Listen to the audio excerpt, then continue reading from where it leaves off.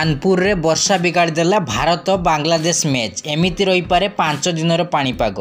भारतीय दल घरोई माटी रे बांग्लादेश विपक्ष 2 मैच विशिष्ट टेस्ट सीरीज खेलुची। चेन्नई रे खेला जाइथिबा प्रथम टेस्ट रे भारत 280 रन ले विजय हासिल करी सीरीज रे 1-0 रे अग्रणी हासिल करिछि। द्वितीय मैच सेप्टेम्बर 27 रु कानपुर रे खेला जिवो। मात्र एहा पूर्वरु प्रशंसक पई आसीछि निराशाजनक खबर।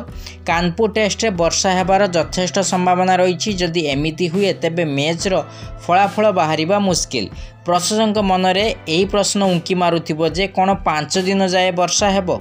AccuWeather.com मुताबिक कानपुर रे सेप्टेम्बर 27 रे प्रथम दिन खेल रे 92% वर्षा हेबार आशंका रही। एही दिन सर्वाधिक तापमात्रा पाखापाखि 29 डिग्री सेल्सियस पर्यंत रही पारे।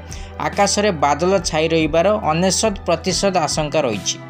पवनर बेग घंटा प्रति 32 किलोमीटर रही पारे। AccuWeather अनुजाई द्वितीय टेस्ट प्रथम 3 दिन पर्यंत सबुठु अधिक वर्षा हेबार पूर्वानुमान करा जाइछि। प्रथम दिन 92%, द्वितीय दिन में 80%, तृतीय दिन में 95% वर्षा हेबार आशंका रही। शेष 2 दिन में 3 और 1% वर्षा हेबार संभावना रही। तेणु मैच रो प्रथम 2 दिन खेल आरंभ होगा नहीं मुश्किल लगुच। द्वितीय टेस्ट पर भारतीय दल रोहित शर्मा अधिनायक, जसप्रीत जयसवाल, शुभमान गिल, विराट कोहली, KL राहुल, सरफराज खान, ऋषभ पंत, ध्रुव जुरेल, रविचंद्र अश्विनी, रवींद्र जडेजा, अक्षर पटेल, कुलदीप यादव, मोहम्मद सिराज, आकाशदीप, जसप्रीत बुमराह और यश दयाल।